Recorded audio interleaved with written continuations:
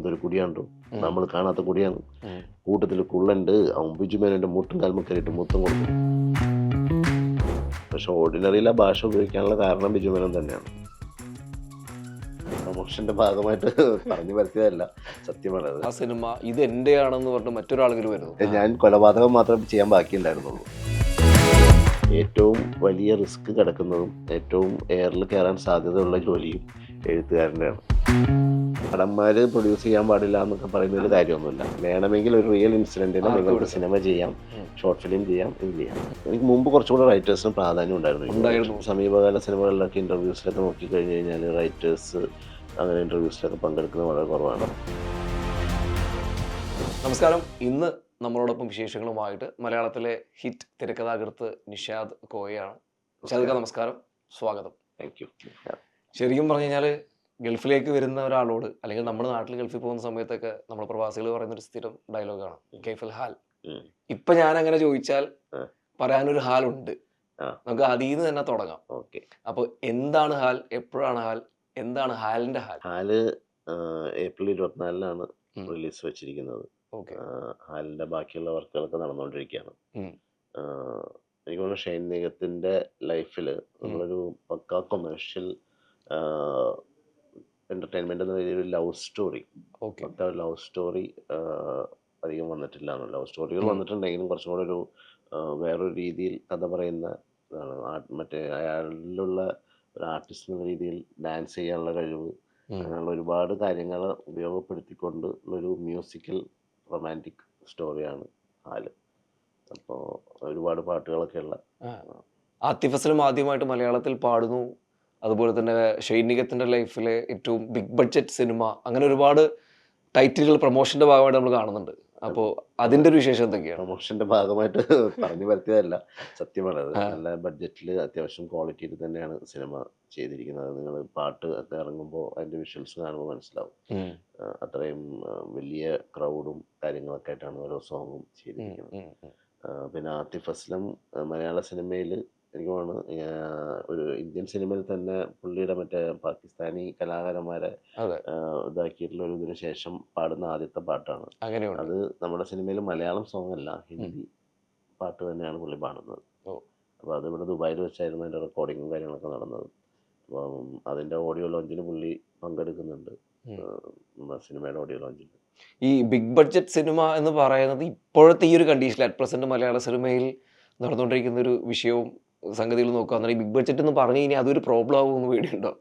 അങ്ങനെ ഭയങ്കര ഈ 100 കോടിയുടെ ബഡ്ജറ്റൊന്നുമല്ല. അതായത് ഷെയ്ൻ വെച്ച് ചെയ്ത സിനിമകളിൽ ബഡ്ജറ്റ് കുറച്ച് കൂടിയൊരു സിനിമയാണത്.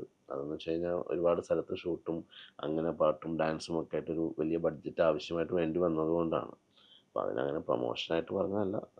ഷൈൻ്റെ കരിയറിലെ ഇതുവരെ ഉള്ളതിൽ കുറച്ച് ബഡ്ജറ്റ് കൂടിയ സിനിമയാണ്. പിന്നെ എനിക്ക് തോന്നുന്നു അങ്ങനെ ബഡ്ജറ്റിൻ്റെ പേരിൽ ഒരു സിനിമ കുറച്ച് ബഡ്ജറ്റ് കൂടിയതാണെന്ന് പറയുന്നതിൽ ഒരു തെറ്റുമില്ല. പിന്നെ അതാണ് സിനിമ എന്നല്ലല്ലോ. സിനിമയുടെ ക്വാളിറ്റിയാണ് അൾട്ടിമേറ്റ്ലി. ബഡ്ജറ്റ് കുറച്ചാണെങ്കിലും കൂടിയതാണെങ്കിലും ഓഡിയൻസിനെ സംബന്ധിച്ച് സിനിമ സ്ക്രീനിൽ കാണുമ്പോൾ തോന്നുന്ന ക്വാളിറ്റിയാണ്.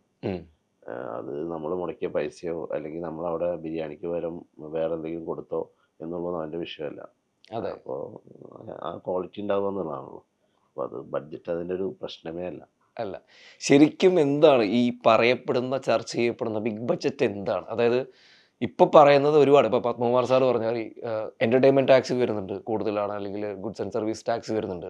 ഇതൊന്നുമല്ല താരങ്ങളുടെ റെമ്യൂണറേഷൻ ഒരു പ്രശ്നമായിട്ട് പറയുന്നുണ്ട്. ശരിക്കും എവിടെയാണ് നമ്മൾ അങ്ങനെ ആ പറയപ്പെടുന്ന ബിഗ് ബഡ്ജറ്റിനെ എക്സിക്യൂട്ട് ചെയ്യേണ്ടത്, അല്ലെങ്കിൽ കൺട്രോൾ ചെയ്യേണ്ടത് എവിടെയാണ്? റിയലി എവിടെയാണ് പ്രശ്നം അതിന്റെ? അല്ല, വലിയ സിനിമകൾക്ക് വലിയ ബഡ്ജറ്റ് ആവശ്യമാണ്. അപ്പോൾ മലയാളത്തിൽ നിന്ന് വലിയ സിനിമകൾ മുമ്പും ഉണ്ടായിട്ടുണ്ട്. അതേ സമയത്ത് നമ്മൾ വളരെ ബഡ്ജറ്റ് കുറഞ്ഞ് ലോക പ്രശസ്തമായ സിനിമകൾ മലയാളത്തിൽ നിന്ന് ഉണ്ടായിട്ടുണ്ട്. അപ്പോൾ അത് എല്ലാ കാലത്തും ഉണ്ട്, പുതിയതായിട്ട് അങ്ങനെ പൊട്ടിമുളച്ചൊന്നുമില്ല. പിന്നെ സിനിമ പറയുന്ന കഥ, അതിൻ്റെ ഒരു സ്കെയില്, പശ്ചാത്തലം, ഇതെല്ലാം അതിൻ്റെ ബഡ്ജറ്റിനെ ബാധിക്കുമല്ലോ. അപ്പോൾ ബഡ്ജറ്റ് കൂടുന്നതനുസരിച്ച് നമ്മൾ അതിൻ്റെ മാർക്കറ്റിങ്ങിന് പുതിയ മേഖലകൾ കണ്ടെത്തും. അപ്പോൾ സിനിമ വലുതാവുകയാണ് ഒരർത്ഥത്തിൽ. അപ്പോൾ നമ്മൾ ഈ ഒരു ബഡ്ജറ്റിൽ കേരളത്തിൽ നിന്ന് മാത്രം ബിസിനസ് കിട്ടില്ല എന്ന് മനസ്സിലാകുമ്പോൾ നമ്മൾ അതിനെ വേറൊരു രീതിയിൽ കേരളത്തിന് പുറത്തേക്കും ലോകത്തിൻ്റെ പല ഭാഗത്തേക്കും വ്യാപിപ്പിക്കാൻ ശ്രമിക്കും. അപ്പോൾ അൾട്ടിമേറ്റ്ലി സിനിമയുടെ മലയാളം സിനിമ ഇൻഡസ്ട്രി എന്നുള്ള ഒരു ഇതിൻ്റെ ഒരു വലിപ്പം കൂടി മാറുകയാണ്. വരുന്നുണ്ട്. അതിൻ്റെ സ്കെയില് മാറും. നമ്മൾ ഒരു എല്ലാ രീതിയിലും മറ്റുള്ളവർക്കും കൂടെ മലയാള സിനിമ കൊള്ളാം എന്നുള്ള രീതിയിൽ തോന്നുന്ന രീതിയിലോട്ട് അത് മാറും എന്ന് വിചാരിച്ച് അത് മാത്രമാണ് സിനിമ എന്നും പറയാൻ പറ്റില്ല. ശരിക്കും താരങ്ങൾ പ്രതിഫലം കുറയ്ക്കണമെന്ന് പറയുന്ന ഈ മുറവിളികൾക്കുള്ള മറുപടി ആസ് എ ആസ് എൻ ഓഡിയൻ അല്ലെങ്കിൽ റൈറ്റർ ഒരു അല്ല സിനിമാക്കാരൻ എന്നുള്ള രീതിയിൽ അത് അത് സാധ്യമാണോ, അല്ല അതല്ലെങ്കിൽ അവരത് അർഹിക്കുന്നുണ്ടോ? എന്നല്ല, ഒരു ആളുടെ ശമ്പളം നമ്മളാണ് തീരുമാനിക്കുന്നത്. ഉം. ഇപ്പം ഞാൻ എഴുതുന്നതിന് എന്താണ് എൻ്റെ വില എന്ന് ഞാൻ തീരുമാനിക്കുക, എന്നെ ആവശ്യമുള്ളവർ കൊണ്ടുപോകുക എന്നുള്ളതാണ്. ഉം. അപ്പോൾ സിനിമ ഇൻഡസ്ട്രി കുറച്ച് പ്രതിസന്ധിയൊക്കെ നേരിടുന്ന ഒരു സമയമാണ്. അപ്പോൾ ഈ പെട്ടെന്ന് ഇപ്പോൾ ടെക്നീഷ്യൻസിൻ്റെ ആണെങ്കിലും ആർട്ടിസ്റ്റിൻ്റെ മാത്രമല്ല ഒന്നും, അതായത് എഴുത്തുകാരും എല്ലാവരും ശമ്പളത്തിൽ കൂട്ടിയത് ഒരു വർധനവ് ഉണ്ടാവാനുള്ള കാരണം OTTയുടെ വരവാണ്. OTT പ്ലാറ്റ്ഫോമുകളുടെ വരവിൽ എല്ലാവരും അന്ന് നല്ല ബിസിനസ്സും കാര്യങ്ങളൊക്കെ ആയിട്ട് OTTക്കാരും സിനിമ പർച്ചേസ് ചെയ്തപ്പോൾ താരങ്ങളുടെ മൂല്യവും എഴുത്തുകാരുടെയും സംവിധായകരുടെയൊക്കെ മൂല്യവും വെച്ചിട്ടൊക്കെയാണ് അവർ പർച്ചേസ് ചെയ്തത്. അപ്പോൾ എല്ലാവരും ശമ്പളം ഒന്ന് കൂട്ടി. പക്ഷേ ഡിമാൻഡുണ്ട്. അപ്പം അതിൽ തെറ്റില്ല. കാരണം ആ ഒരു ഇത് വെച്ചിട്ട് തന്നെയാണല്ലോ നമ്മളത് മാർക്കറ്റ് ചെയ്യുന്നത്. പക്ഷേ അതേ OTT പ്ലാറ്റ്ഫോമുകൾ ഇപ്പോൾ സിനിമ എടുക്കുന്നില്ല എന്നുള്ളൊരവസ്ഥയുണ്ട്. അപ്പോൾ അത് പ്രൊഡ്യൂസറെ സംബന്ധിച്ചൊരു ഭാരിച്ച ബഡ്ജറ്റായി മാറിയിട്ടുണ്ട്. അപ്പോൾ നമ്മൾ പരസ്പരം അറിയുന്ന ആൾക്കാരാണ് പ്രൊഡ്യൂസർമാരും സംവിധായകരും എഴുത്തുകാരും നടന്മാരും ഒക്കെ. അപ്പോൾ എല്ലാവരും കൂടെ ചേർന്നിരുന്ന് ഒരു ചർച്ചയിലൂടെ ചെറിയൊരു കുറവൊക്കെ വരുത്തി കൊടുത്താൽ, കാരണം ഒരുപാട് പ്രൊഡ്യൂസർമാർ സിനിമ പൊട്ടി സകലവും നശിച്ചു പോയ ആൾക്കാരൊക്കെ നമുക്കറിയാം. അപ്പോൾ അങ്ങനെ വരാതിരിക്കാൻ വേണ്ടിയിട്ടൊരു അങ്ങോട്ടും ഇങ്ങോട്ടുള്ള വിട്ടുവീഴ്ചകളൊക്കെ ആവാം. അതിപ്പോൾ ഒരു വലിയ വിഷയമാക്കി പത്രസമ്മേളനം വിളിച്ച് പറയേണ്ട വിഷയമൊന്നുമല്ല. പരസ്പരം സംഘടനകളുണ്ടല്ലോ, സംവിധായകർക്കും ടെക്നീഷ്യൻസിന് സംഘടനകളുണ്ട്, താരങ്ങൾക്കുണ്ട്. അവർ തമ്മിൽ ഒരു ചർച്ച ചെയ്ത് തീരുമാനിക്കാവുന്ന വിഷയമേ ഉള്ളൂ എന്നാണ് എനിക്ക് തോന്നിയിട്ടുള്ളത്. പക്ഷെ അതിൽ ആ ഒരു ഇതിൽ ഈ OTT പ്ലാറ്റ്ഫോമുകളുടെ വരവോടുകൂടി ഉയർന്ന ശമ്പളം അവർ എടുക്കാതെ ആവുമ്പോൾ ഒരു ബാധ്യതയാണ് പ്രൊഡ്യൂസറെ സംബന്ധിച്ച്. ഡിമാൻഡ് കൂടിയ സമയത്ത് കൂട്ടിയത് ഡിമാൻഡ് പറയുന്നത് സംബന്ധിച്ച് ചെറിയൊരു വ്യത്യാസങ്ങളൊക്കെ വരുത്തി കൊടുക്കണം. പരസ്പരം മനസ്സിലാക്കി ചെയ്യാവുന്ന ഒരു കാര്യമാണത്. പിന്നെ നടന്മാര് പ്രൊഡ്യൂസ് ചെയ്യാൻ പാടില്ല എന്നൊക്കെ പറയുന്ന ഒരു കാര്യമൊന്നുമില്ല. കാരണം ആർക്കും എന്ത് വേണമെങ്കിലും ചെയ്യാവുന്ന ഒരു ലോകമാണ് നമ്മളത്. നാളെ ഒരു നടന് സംവിധാനം ചെയ്യാൻ അല്ലെങ്കിൽ ഒരു സംവിധായകനെ അഭിനയിക്കാനും ഒക്കെ പറ്റുമല്ലോ. അത് ഓരോരുത്തരുടെ സ്വാതന്ത്ര്യത്തിന് ഇതാക്കണം. അപ്പോൾ അതുകൊണ്ട് സിനിമയിൽ ഒരേ കാറ്റഗറിയിൽ മാത്രം തുടരാൻ പറ്റും. ഇന്ന ജോലിയെ ചെയ്യാൻ പാടുള്ളൂ എന്നും പറയാൻ ആർക്കും പറ്റില്ല. പക്ഷേ ഈ ശമ്പളത്തിൻ്റെ കാര്യത്തിൽ സംവിധായകരും എഴുത്തുകാരും നടന്മാരും അടക്കം എല്ലാവരും, ഞാനടങ്ങുന്ന എല്ലാവരും ഈ OTT പ്ലാറ്റ്ഫോമുകളുടെ ഇതിൽ നിന്നുണ്ടായ വരുമാനം കുറഞ്ഞു എന്നുള്ള സ്ഥിതിക്ക് ഒന്ന് കുറച്ച് കൊടുക്കണം. നാളെ അത് കൂടുകയാണെങ്കിൽ അപ്പോൾ കൂട്ടണം. ശരിക്കും നമ്മളൊരു പടത്തിന്റെ ബിഗ് ബഡ്ജറ്റ് അല്ലെങ്കിൽ ബഡ്ജറ്റ് എന്ന് പറയുമ്പോൾ നമ്മൾ കാൽക്കുലേറ്റ് ചെയ്യുന്നതും ഒരു വാർത്തയാവുന്നതും ഒക്കെ ഒന്നുകിൽ സംവിധായകന്റെ റെമ്യൂണറേഷൻ അല്ലെങ്കിൽ താരങ്ങളുടെ റെമ്യൂണറേഷൻ, ഈവൻ സിനിമോട്ടോഗ്രാഫറുടെ വേണമെങ്കിൽ നോക്കാം, അല്ലെങ്കിൽ പ്രൊഡക്ഷൻ കോസ്റ്റ്. ഈ കഥ ശരിക്കും തുടങ്ങുന്നത് നിങ്ങളുടെ പേനയുടെ മുമ്പിൽ നിന്നാണ്. ഒരിക്കലും തിരക്കഥാകൃത്തിന്റെ റെമ്യൂണറേഷനോ അല്ലെങ്കിൽ അങ്ങനെയുള്ള കാര്യങ്ങൾ ചർച്ചാ വിഷയമാകാറില്ല. ശരിക്കും അർഹിക്കുന്നത് ഇവിടുത്തെ തിരക്കഥാകൃത്തുകൾക്ക് കിട്ടാറുണ്ട് എന്ന് തോന്നിയിട്ടുണ്ടോ? അല്ലെങ്കിൽ ഒരു പടം ഹിറ്റായാൽ അടുത്ത പടത്തിന് നമുക്കും കയറ്റാം റെമ്യൂണറേഷൻ എല്ലാവരും ചെറിയൊരു തോതിൽ കയറ്റുന്നുണ്ട്. പക്ഷെ എനിക്ക് തോന്നുന്നു സിനിമയുടെ ഒരു നട്ടെല്ല് എന്ന് പറയുമ്പോൾ നമ്മളൊരു സിനിമ കണ്ട് ആദ്യം പെർഫോമൻസിനെ കുറിച്ച് പറയും, അല്ലെങ്കിൽ ആദ്യം നമ്മൾ പറയാ ഗംഭീര സബ്ജക്റ്റ് ആയിരുന്നു, അല്ലെങ്കിൽ ട്വിസ്റ്റ് നന്നായിരുന്നു. അപ്പം ഏറ്റവും വലിയ റിസ്ക് കിടക്കുന്നതും ഏറ്റവും എയറിൽ കയറാൻ സാധ്യതയുള്ള ജോലിയും എഴുത്തുകാരൻ്റെയാണ്. അതായത് അയാൾ സെലക്ട് ചെയ്ത അയാളുടെ മനസ്സിൽ ഉരുത്തിരിഞ്ഞ ഒരു കഥയും കഥാപാത്രങ്ങളുമാണ് ഈ പറഞ്ഞ ബാക്കി എല്ലാത്തിലോട്ടും വരുന്നത്. അപ്പൊ അതിനർഹിക്കുന്ന ഒരു പ്രാധാന്യം ഞാൻ പറയുന്നത് ഇതാണ്. അപ്പോൾ അതിനർഹിക്കുന്ന പ്രാധാന്യം ഫിനാൻഷ്യൽ മാത്രമല്ല ഞാൻ ഉദ്ദേശിക്കുന്നത്. ഇപ്പം നിങ്ങൾ നമ്മൾ ഒരു മ്യൂസിക് ഡയറക്ടറെ, ഇപ്പം സമീപകാലത്ത് വന്ന മ്യൂസിക് ഡയറക്ടറെ, അതിന് മുമ്പുള്ള എല്ലാവരെയും, അത് പെർഫോമിങ് ഇതായതുകൊണ്ടായിരിക്കാം കുറച്ചുകൂടെ എല്ലാവർക്കും അറിയാൻ പറ്റും. പക്ഷെ മലയാള സിനിമയിൽ എനിക്ക് തോന്നുന്നു ലോഹി സാറ്, MT, അങ്ങനെ കുറച്ച് മഹാരഥന്മാരായ എഴുത്തുകാരെ കഴിഞ്ഞ് കഴിഞ്ഞാൽ പെട്ടെന്ന് സാധാരണക്കാരന് സിനിമയോട് ക്രൈസുള്ള അല്ലെങ്കിൽ പാഷനേറ്റ് ആയിട്ടുള്ള ആളുകൾക്ക് അറിയാൻ പറ്റും. സാധാരണക്കാരന് ഇന്ന സിനിമയുടെ റൈറ്റർ ആരാന്ന് ചോദിച്ചാൽ അറിയാൻ. അപ്പം അതെന്ന് വെച്ച് കഴിഞ്ഞാൽ സിനിമ വിജയിക്കുന്നതോടുകൂടി എഴുത്തുകാർ ഈ പറയുന്ന സിനിമാ കോളങ്ങളിലോ അല്ലെങ്കിൽ സിനിമയുമായിട്ട് ബന്ധപ്പെട്ട ഇതിൽ മാത്രം ഒതുങ്ങി പോകുന്നു എന്നുള്ളൊരു സംഭവമാണ്. പ്രൊമോഷൻസിന് വരുന്ന സമയങ്ങളിൽ ആ. നമ്മൾ വളരെ റെയർ ആയിട്ടാണ് കാണുന്നത് എഴുതിയ ആളെ കൂടി ഇരുത്തുക. നായകൻ, നായിക, ഉം. നായകന്റെ കഥാപാത്രങ്ങൾ, സംവിധായകൻ, പ്രൊഡ്യൂസറും ഇരിക്കുന്ന ഒരു സാഹചര്യമാണ്. ഉം. അപ്പൊ അത്തരത്തിലൊക്കെ ഞാൻ വളരെ റെയർ ആയിട്ടാണ് ഒരു അത്ര പോപ്പുലർ അല്ലെങ്കിൽ ഒരു റൈറ്റർ കൂടി വന്നിരുന്നിട്ട് അസറിയെ പറ്റി പക്ഷെ ഇപ്പൊ അത് കൂടി വരുന്നുണ്ട്, അല്ലെങ്കിൽ ഇപ്പോൾ റൈറ്റേഴ്സിന് അങ്ങനെ ഒരു സപ്പോർട്ട് കിട്ടുന്നത് തോന്നുന്നുണ്ടോ? ഇപ്പൊ അന്ന് എനിക്ക് തോന്നുന്നത് അന്ന് മുമ്പും ഈ റൈറ്റേഴ്സ്, എനിക്ക് മുമ്പ് കുറച്ചുകൂടെ റൈറ്റേഴ്സിന് പ്രാധാന്യം ഉണ്ടായിരുന്നു എനിക്ക് ഉണ്ടായിരുന്നു. തോന്നിയിട്ടുണ്ട്. ഇപ്പൊ നമ്മളിപ്പം ഈ സമീപകാല സിനിമകളിലൊക്കെ ഇന്റർവ്യൂസിലൊക്കെ നോക്കി കഴിഞ്ഞു കഴിഞ്ഞാൽ റൈറ്റേഴ്സ് അങ്ങനെ ഇന്റർവ്യൂസിലൊക്കെ പങ്കെടുക്കുന്നത് വളരെ കുറവാണ്. പിന്നെ കുറവാണ്. കൂടുതലും സിനിമകൾ സംവിധായകൻ തന്നെ എഴുതുന്നൊരു പതിവുണ്ട് ഇപ്പം. ഉണ്ട്. പഴയതുപോലെ അല്ല. അപ്പൊ കുറച്ച് അതുകൊണ്ടായിരിക്കാം. ഉം. പിന്നെ എനിക്ക് തോന്നുന്നത് വെച്ച് കഴിഞ്ഞാൽ പൊതുവെ എഴുത്തുകാർ കുറച്ച് അന്തർമുഖം, കുറച്ച് അതെ. ഇൻട്രോവേർട്ടൊക്കെ ആയിരിക്കും. അപ്പൊ അതുകൊണ്ടായിരിക്കാം. പിന്നെ ഈ മാതിരി കോമാളിത്തരത്തിന് കൂട്ടാക്കാൻ പറ്റില്ല. അതുകൊണ്ട് എഴുതിയാൽ നമ്മൾ കഴിഞ്ഞു ആ, പരിപാടി. ആ, നമുക്ക് സ്റ്റാർട്ടിങ് തൊട്ട് അപ്പൊ ഈ ഓർഡിനറി പോലൊരു സിനിമയൊക്കെ എഴുതി തുടക്കം കുറിക്കുക എന്ന് പറയുന്നത് ഒരു വലിയ ഭാഗ്യമാണ്. ഉം. ആ സിനിമ ഒരു വലിയ ഇമ്പാക്ട് ഉണ്ടാക്കിയിട്ടുണ്ട്. കോമഡിയുടെ കാര്യത്തിലായാലും അല്ലെങ്കിൽ ഒരു ഒരു ഒരു ഒരു ബസ്സിന്റെ സ്റ്റോറി പറയുന്ന ഒരു സിനിമ എന്നുള്ള രീതിയിൽ ഇതിനൊക്കെ അപ്പുറത്തേക്ക് സ്ലാങ്. എനിക്ക് ഒരു രാജമാണിക്യം എന്ന് പറയുന്ന സിനിമ 2005 ഇറങ്ങിയതിന് ശേഷം പിന്നീട് അങ്ങനെ ഇപ്പോൾ നമ്മൾ കഥ നടക്കുന്നത് കണ്ണൂരാണെങ്കിലും പറയുന്നത് കോട്ടയം ഭാഷ അല്ലെങ്കിൽ ഉം. അച്ചടി ഭാഷയാണ്. കഥാപാത്രങ്ങൾ എല്ലാവരും ഒന്നും ആ ഭാഷ സംസാരിക്കില്ല. എനിക്ക് തോന്നുന്നു ഓർഡിനറി തൊട്ട് ഇങ്ങോട്ടേക്ക് ഇപ്പൊ നമ്മൾ കണ്ണൂർ, കാസർഗോഡ്, മലബാർ സ്ലാങ് ഒക്കെ ഒരുപാട് എല്ലാവരും സംസാരിക്കുന്നു. അല്ലെങ്കിൽ ആക്ടേഴ്സ് അതിനു വേണ്ടി എഫേർട്ട് എടുക്കുന്നു അതിന് സംസാരിക്കാമൊക്കെ. അതിനൊരു വലിയ മാറ്റം ഉണ്ടാക്കാൻ ഓർഡിനറിക്കും ബിജു മേനോനും ആ കഥാപാത്രത്തിനും പറ്റിയിട്ടുണ്ട് എന്ന് തോന്നിയിട്ടുണ്ട്. അങ്ങനെ തോന്നിയിട്ടുണ്ടോ? അങ്ങനെ നിനക്ക് തോന്നിയിട്ടുണ്ട് എന്നുള്ളത് സന്തോഷമുള്ള കാര്യമാണ്. അതെ, തീർച്ചയായിട്ടും. പക്ഷേ എനിക്ക് തോന്നുന്നത് വെച്ച് കഴിഞ്ഞാൽ ഭാഷ അതിന് മുമ്പ് മമ്മൂക്ക ഒരുപാട് ഉം. പരീക്ഷിച്ചിട്ടുണ്ട്. മമ്മൂക്ക മാത്രമല്ല പലരും പരീക്ഷിച്ചിട്ടുണ്ട്. നമുക്ക് കൂടുതൽ പരീക്ഷിച്ച് വിജയിച്ചേക്കുന്നത് എനിക്ക് തോന്നുന്നത് മമ്മൂക്കായിരിക്കും. നമുക്ക് തന്നെയാണ്. പക്ഷെ ഓർഡിനറിയിൽ ആ ഭാഷ ഉപയോഗിക്കാനുള്ള കാരണം ബിജു മേനോൻ തന്നെയാണ്. അതായത് ബിജു മേനോൻ്റെ പാലക്കാട് ഷൂട്ട് ചെയ്തൊരു പടത്തിൻ്റെ ലൊക്കേഷനിൽ നിന്ന് അവിടുന്ന് ബിജു മേനോനും കുറച്ച് കൂട്ടുകാരും കൂടെ നെല്ലിയാമ്പതിയിൽ ഒരു ഒഴിവ് ദിവസം അവധിക്ക് വെറുതെ നെല്ലിയാമ്പതി കാണാൻ വേണ്ടി പോയി. അപ്പോൾ കൂടെ അവിടുത്തെ ലൊക്കേഷൻ പാലക്കാട്ടുകാരനായ ലൊക്കേഷൻ മാനേജറെ കൂടെ കൊണ്ടുപോയി. അപ്പോൾ ഇവർ ബിജു മേനോനും സുഹൃത്തുക്കളും കൂടെ അടിച്ചുപൊളിയും ബഹളവും വെള്ളച്ചാട്ടത്തിൽ കുളിയും ഒക്കെ ആയിട്ട് ഭയങ്കര ആസ്വദിച്ച് പിറ്റേ ദിവസം ഈ കൊണ്ടുപോയ ലൊക്കേഷൻ മാനേജർ ബാക്കിയുള്ള യൂണിറ്റിലെ ഡ്രൈവേഴ്സിനോടൊക്കെ ഈ കഥ പറയുന്നത് ബിജു മേനോൻ കാരവൻ്റെ സൈഡിലിരുന്ന് കേട്ടു. അപ്പം അത് പറഞ്ഞത് കറക്റ്റ് പാലക്കാടൻ ഭാഷയിലാണ്. ഹൈ എന്തൊരു കുടിയാണ്ടു, നമ്മൾ കാണാത്ത കുടിയാണ്, കൂട്ടത്തിൽ കുള്ളുണ്ട്, അവൻ ബിജു മേനോൻ്റെ മുട്ടും കാൽമും കയറിയിട്ട് മുത്തം കൊടുക്കും എന്ന് പറഞ്ഞു. അപ്പം ഇത് ബിജു മേനോൻ ഞങ്ങളോട് പറഞ്ഞപ്പോൾ ഞാൻ പറഞ്ഞു സുഗീത് ഞങ്ങളെല്ലാവരും ഉണ്ട്. അപ്പം എഴുത്ത് കഴിഞ്ഞ് ഡിസ്കഷനൊക്കെ നടക്കുന്ന സമയമാണ്. ഇല്ല. അപ്പോൾ ഞാൻ ബിജുവിനോട് നമുക്ക് സിനിമയിൽ ഉപയോഗിച്ച കൊള്ളാവുന്ന പരിപാടിയാണല്ലോ. അപ്പോൾ നീ ഒന്ന് പോയടാ, ഫുൾ സിനിമയൊന്നും അങ്ങനെ ഉപയോഗിക്കാൻ പറ്റില്ല, നമ്മുടെ കയ്യിൽ നിന്ന് പോകും ചിലപ്പോൾ ഒന്ന്. നമ്മൾ ചേട്ടന് ഏത് ഏരിയയാണ് പ്രശ്നം എന്ന് പറഞ്ഞാൽ സെൻറ്റിമെൻ്റൽ ഏരിയ ചിലപ്പോൾ കയ്യിൽ നിന്ന് പോകും. നമ്മൾ അങ്ങനത്തെ സീൻസ് മാത്രം നമുക്ക് ആദ്യം ഒന്ന് ചെയ്ത് നോക്കാം, എന്നിട്ട് അത് വർക്കൗട്ട് ആവുകയാണെങ്കിൽ പിന്നെ ധൈര്യമായിട്ട് ചെയ്യാമല്ലോ എന്ന്. അപ്പോൾ സുഗീതും പറഞ്ഞ് അത് ശരിയാപ്പിച്ചിട്ട് ആ കുറച്ച് ട്രെയിനുള്ള സാധനങ്ങൾ ആദ്യം നമുക്കൊന്ന് ചെയ്ത് നോക്കാം. അങ്ങനെ അത് ആദ്യം പുള്ളീനെ കൊണ്ട് പറയിപ്പിച്ച് ഓക്കെ ആണെന്ന് പുള്ളിക്കും തോന്നിയതിന് ശേഷമാണ് നമ്മൾ ഇതുമായിട്ട് മുന്നോട്ട് പോകാം എന്ന് തീരുമാനിക്കുന്നത്. അപ്പോൾ പിന്നെ എന്ന് വെച്ച് കഴിഞ്ഞാൽ പാലക്കാടൻ ഭാഷ എനിക്ക് അത്ര പരിചയമില്ല. ആകെ ബീച്ചേട്ടനും ഈ പറഞ്ഞ അയാൾ പറഞ്ഞ സ്ലാങ് ആ സമയത്ത് ഇങ്ങനെ ജസ്റ്റ് റിപ്പീറ്റ് ചെയ്യാനേ പറ്റുന്നുള്ളൂ.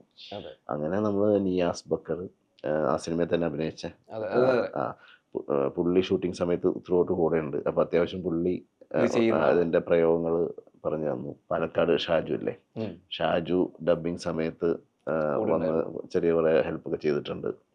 അതിന് ഒരുപാട് പേരുടെ സഹായത്തോടുകൂടി തന്നെയാണ് അത് ചെയ്തത്. കാരണം ഈ പാലക്കാടിൻ്റെ ട്യൂണിങ്ങേ നമുക്കറിയുള്ളൂ, അവരുപയോഗിക്കുന്ന പല വാക്കുകളും നമുക്ക് അത്ര പരിചിതമല്ല.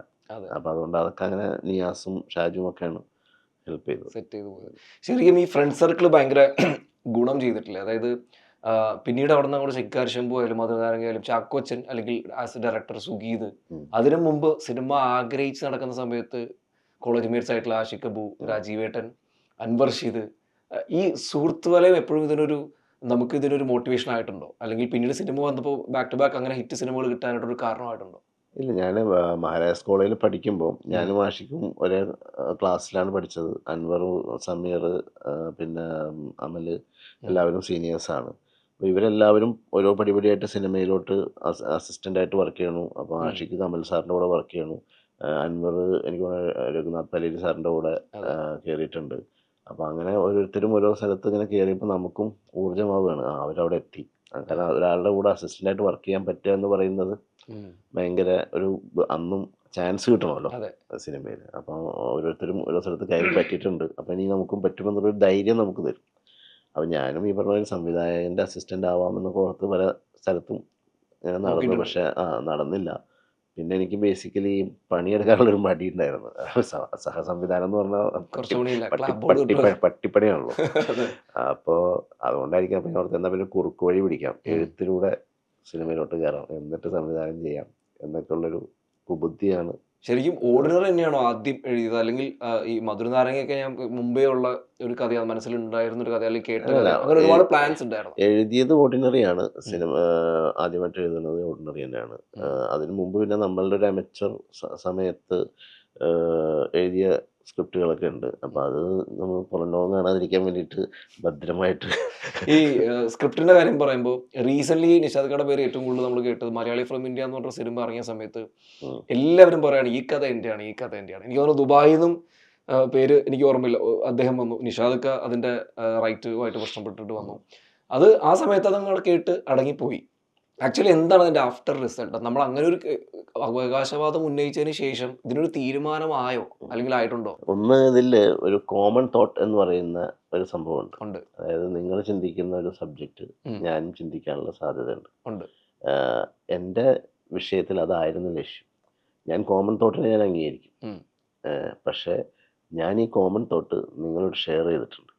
അതായത് എൻ്റെ തോട്ട് ഞാൻ നിങ്ങളോട് ഷെയർ ചെയ്തിട്ടുണ്ട്. അപ്പം നിങ്ങളുടെ മനസ്സിൽ അങ്ങനെ തോട്ട് ഉണ്ടെങ്കിൽ നിങ്ങൾ എന്നെ അറിയിക്കണം എന്ന് പറയുന്നിടത്താണ് അവിടെ പ്രശ്നം.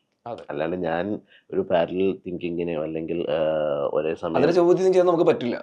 നമുക്ക് ചെയ്യാൻ പറ്റില്ല. അതായത് ഞാൻ നിങ്ങളോട് എൻ്റെ കഥയെക്കുറിച്ച് പറയുകയും ചെയ്തിട്ടുണ്ടെങ്കിൽ മറ്റൊരു കഥാകൃത്ത് വന്നിട്ട് നിങ്ങളോട് അതേപോലത്തെ ഒരു കഥ പറയുമ്പോൾ നിങ്ങൾ പറയണം, നിഷാദ് കോയ ഇങ്ങനൊരു സംഭവം എന്നോട് പറഞ്ഞിട്ടുണ്ട്. അല്ലെങ്കിൽ ഇനി ആ കഥാകൃത്താണ് നിങ്ങളോട് പറഞ്ഞതെങ്കിൽ നിങ്ങൾ എന്നോട് പറയണം, എന്നോട് ഇങ്ങനെ മുമ്പ് വേറൊരാള് ഇത് പറഞ്ഞിട്ടുണ്ട്, അതുകൊണ്ട് നമുക്ക് ചെയ്യാൻ പറ്റില്ല എന്ന് പറയണം. ഇത് രണ്ടും സംഭവിക്കാത്തടത്തോളം കാലം നിങ്ങൾ ഈ കഥ എന്നിൽ നിന്ന് കേട്ടിട്ടുണ്ടെങ്കിൽ മറച്ചു പിടിച്ചതുപോലെയാണ്. ഇതാണ് ഇഷ്യൂ. അപ്പോൾ അത് ഞാൻ ആദ്യമേ ഇവരോട് കമ്മ്യൂണിക്കേറ്റ് ചെയ്തിട്ടുണ്ട്. അതാണ് ആ സമയത്ത് ഞാൻ ഇൻ്റർവ്യൂവിൽ അതിൻ്റെ പ്രൂഫും കാര്യങ്ങളൊക്കെ കാണിച്ചു, കമ്മ്യൂണിക്കേറ്റ് ചെയ്തു. അപ്പോൾ അതിന് വ്യക്തമായ മറുപടി കിട്ടിയില്ല. അപ്പോൾ അതിൻ്റെ ഒരു ഫ്രസ്ട്രേഷനിൽ നിന്ന് നമ്മൾ ഉണ്ടാകുന്ന സാധനത്തിനാണ് നമ്മൾ സോഷ്യൽ മീഡിയയിലൊരു എൻ്റെ സിനിമയുടെ കഥ, അതിൻ്റെ സ്ക്രിപ്റ്റിൻ്റെ ഫോട്ടോയും അത് ജോഷി സാറിനെ വെച്ച് അനൗൺസ് ചെയ്തതിൻ്റെ സ്റ്റിൽസും എല്ലാം വെച്ചിട്ട് ഞാനൊരു ഫേസ്ബുക്ക് പോസ്റ്റ് ഇട്ടത്. അതിൻ്റെ അടിസ്ഥാനത്തിൽ പ്രൊഡ്യൂസർ അസോസിയേഷനിൽ നിന്ന് എന്നെ ആളുകൾ വിളിച്ചിട്ട് പറഞ്ഞത് നാളെ ഒരു പടം ഇറങ്ങുകയല്ലേ, നിങ്ങളത് ഡിലീറ്റ് ചെയ്യും, നമുക്ക് സംസാരിക്കാം എന്ന് പറഞ്ഞപ്പോൾ ഞാനത് ഡിലീറ്റ് ചെയ്ത് കളഞ്ഞു. അപ്പം ഞാനത് മനസ്സിൽ നിന്ന് വിടുകയും ചെയ്തു. അപ്പോൾ പിന്നെ ഒരു ഇൻ്റർവ്യൂവിൽ അതിൻ്റെ പ്രൊഡ്യൂസറും ഡയറക്ടറും ആർട്ടിസ്റ്റും എല്ലാം കൂടെ നമ്മൾ കുറ്റക്കാരനാവുന്ന രീതിയിൽ സംസാരിച്ചപ്പോഴാണ് പിന്നെ എനിക്കൊരു ഇൻ്റർവ്യൂ പോലും കൊടുക്കേണ്ടി വന്നത്. അപ്പോൾ അത് കഴിഞ്ഞു. അതിന് പ്രൊഡ്യൂസർ അസോസിയേഷനിൽ മീറ്റിങ്ങിന് വിളിച്ചു. ഞാൻ എൻ്റെ ഭാഗം പറഞ്ഞു. അപ്പോൾ അവർ അവരുടേതായ രീതിയിൽ ഒരു പത്രസമ്മേളനം നടത്തി. അപ്പോൾ അതിൻ്റെ ആഫ്റ്റർ എഫക്റ്റ് നമ്മൾ കണ്ടതാണ്. അതായത് വാട്സപ്പിൽ ഒരു PDF ഓപ്പൺ ചെയ്തിട്ടില്ല എന്ന് പറഞ്ഞതിൻ്റെ ബാലിശമായ കാര്യങ്ങളൊക്കെ കൊച്ചു പിള്ളേർ പോലും ചോദ്യം ചെയ്തതാണ്. അങ്ങനെ പിന്നെ ഞാനതിൻ്റെ പുറകെ പോയിട്ടില്ല. കാരണം എനിക്ക് തോന്നി അവർക്കും അത് ബോധ്യപ്പെട്ടിട്ടുണ്ടെന്ന് തോന്നുന്നു. കാര്യം മനസ്സിലാക്കാൻ വേണ്ടി മാത്രം. പിന്നെ ഞാനെന്താ വെച്ച് കഴിഞ്ഞാൽ മറ്റൊരാൾക്കും കൂടെ അങ്ങനെ ഒരു സംഭവം ഉണ്ടാവരുത്.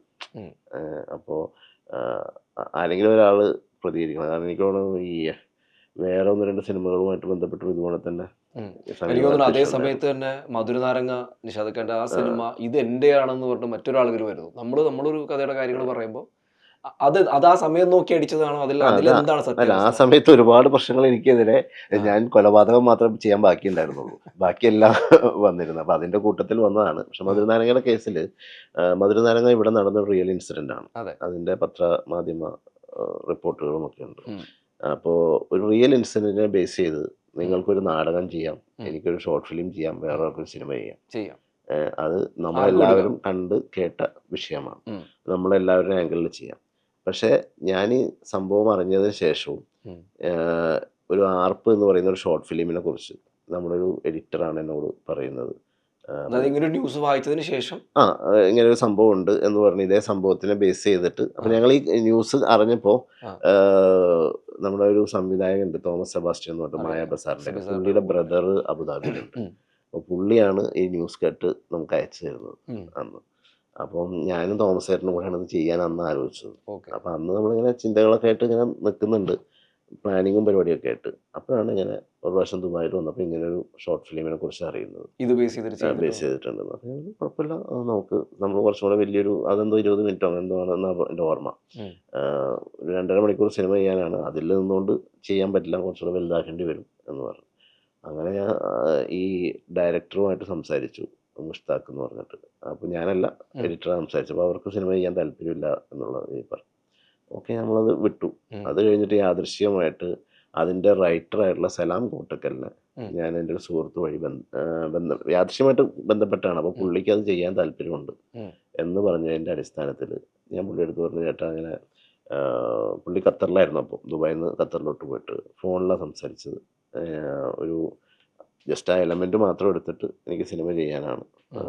2.5 മണിക്കൂർ സിനിമ ആയതുകൊണ്ട് എനിക്ക് കഥയിൽ കുറേ മാറ്റങ്ങൾ വരുത്തേണ്ടി വരും. അപ്പോൾ കഥയിൽ നിങ്ങളുടെ പേരും എൻ്റെ പേരും കൂടെ ഉണ്ടാവും.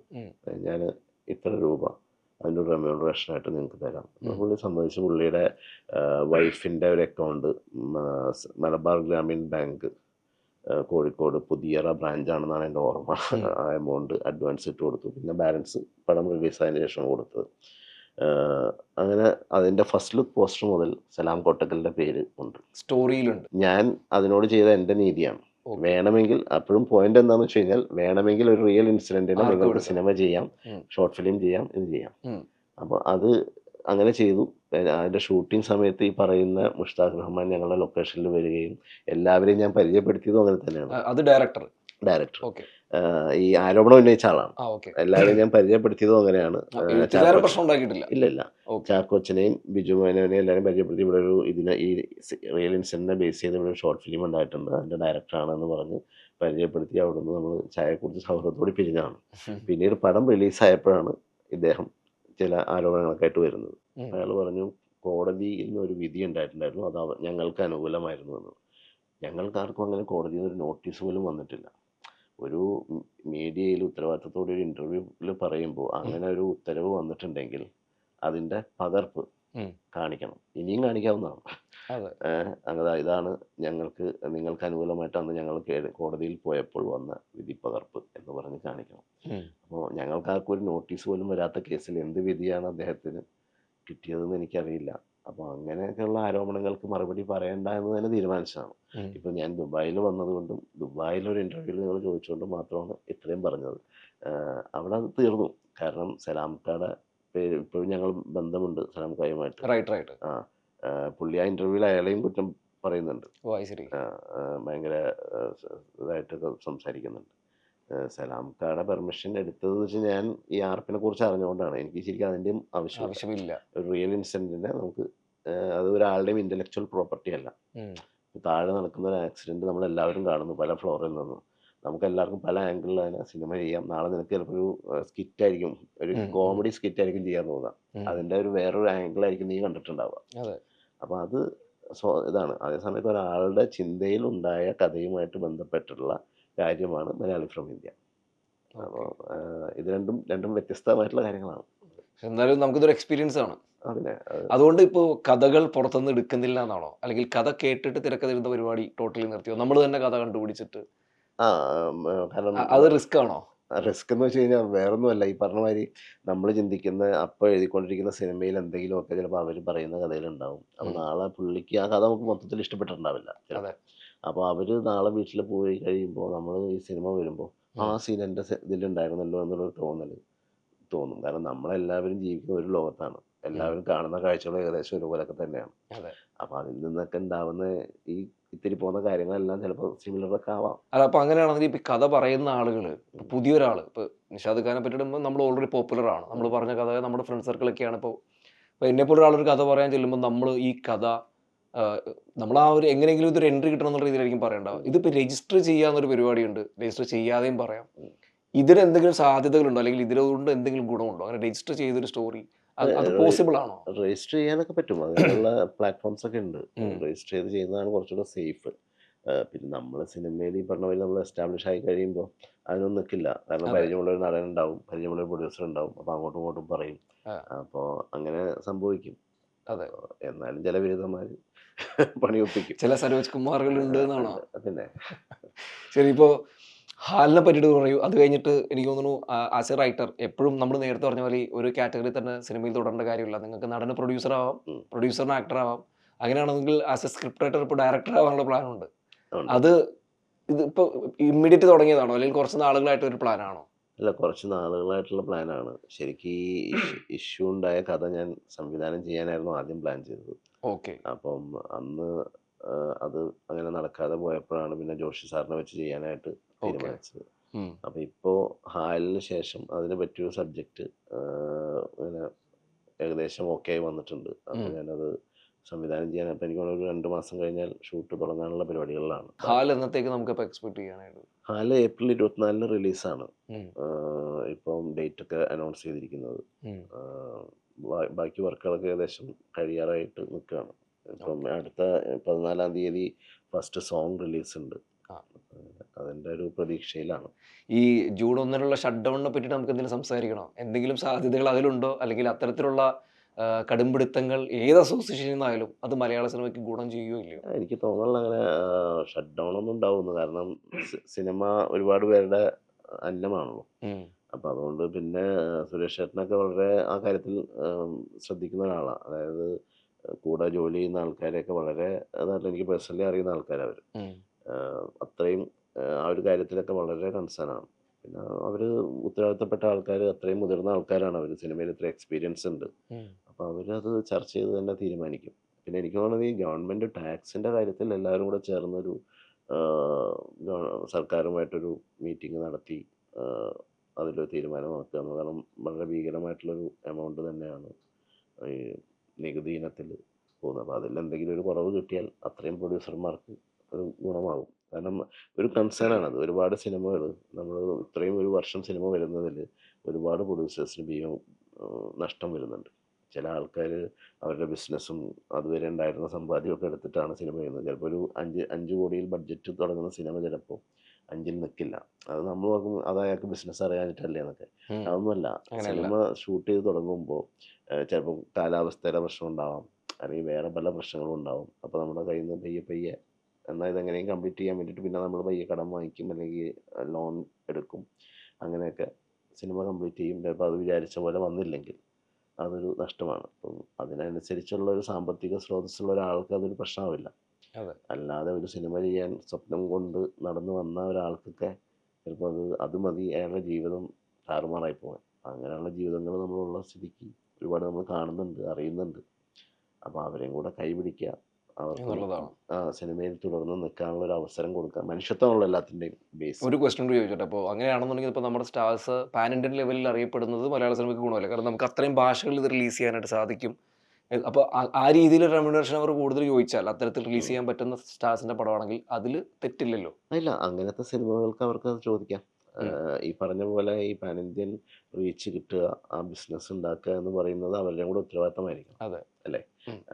ആർട്ടിസ്റ്റിൻ്റെ മാത്രമല്ല ഞാൻ പറയുന്നത്. ഉം. സംവിധായകനും എഴുത്തുകാരനും ഒക്കെ ആ സബ്ജക്റ്റ് തികച്ചും പാൻ ഇന്ത്യൻ ലെവലിൽ കൊണ്ടുപോകാൻ പറ്റുന്ന സബ്ജക്റ്റ് ആയിരിക്കണം. അതിനങ്ങനെ റീച്ച് ചെയ്യാൻ പറ്റുന്ന രീതിയിൽ അത്രയും ബഡ്ജറ്റ് മുറക്കി ചെയ്യുന്നതാണല്ലോ. ഉം. അപ്പോൾ നമ്മൾ ഇപ്പോൾ ഒരു സാധനം ഭക്ഷണം കഴിക്കുകയാണെങ്കിൽ ആ ഭക്ഷണത്തിന് നിങ്ങൾക്ക് ഒരു ബിരിയാണിക്ക് ഏത് വിലയും നിങ്ങൾക്ക് ഇടാം. ഉം. പക്ഷെ ആ ബിരിയാണി ആ വിലയ്ക്കനുസരിച്ചുള്ള ക്വാളിറ്റി ഉണ്ടാവും. ആ സമയത്ത് ചിലപ്പോൾ എല്ലാ സമയത്തും ബിരിയാണി ക്വാളിറ്റി ഉണ്ടാവണമെന്നില്ല. ഒരു സമയത്ത് ചിലപ്പോൾ ആ കുക്കിന് മൂഡ് ശരിയല്ലെങ്കിൽ ഉം. ആ ക്വാളിറ്റി ഉണ്ടാവണമെന്നില്ല. അപ്പോൾ അതിൻ്റെ ഉത്തരവാദിത്വം ആ സമയത്ത് ആ ബിരിയാണി മോശമായതിൻ്റെ ഉത്തരവാദിത്വം ആർക്കാണ് എന്നുള്ളതാണ്. അപ്പോൾ നമ്മൾ ഇച്ചിരി വില കുറച്ച് കൊടുക്കണം. ആ മോശം. അപ്പോൾ ഒന്നുമില്ലെങ്കിൽ വിജയിക്കുന്ന സിനിമകൾക്ക് ശമ്പളം കൂടാതെ ഒരു പങ്കും കൂടെ ടെക്നീഷ്യൻസിനും താരങ്ങൾക്കും കൊടുക്കുക. ബോളിവുഡിനെ ഫോളോ ചെയ്യാം ആ അതൊക്കെ.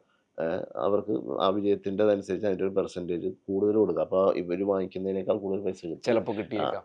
സിനിമ പരാജയപ്പെടുമ്പോൾ അതനുസരിച്ച് ഒരു മിനിമം വേതനത്തിൽ ഫിക്സ് ചെയ്യുക ഉം. എന്നൊക്കെ പറയുന്ന ഒരുപാട് സാധ്യതകളുണ്ട്. അത് പക്ഷേ നമ്മൾ അങ്ങോട്ടും ഇങ്ങോട്ടും കൊമ്പ് പുറത്തുകൊണ്ടൊന്നും നടക്കില്ല. ചർച്ച ചെയ്ത് തീരുമാനിക്കാവുന്നതാണ്. പിന്നെ വേണമെങ്കിൽ മലയാള സിനിമയിലെ താരങ്ങളും അസോസിയേഷനും തിയേറ്റർ ഉടമകളും എല്ലാവരും കൂടെ ചേർന്ന ഒരു OTT പ്ലാറ്റ്ഫോം ആലോചിക്കാവുന്നതാണ്. വേണമെങ്കിൽ.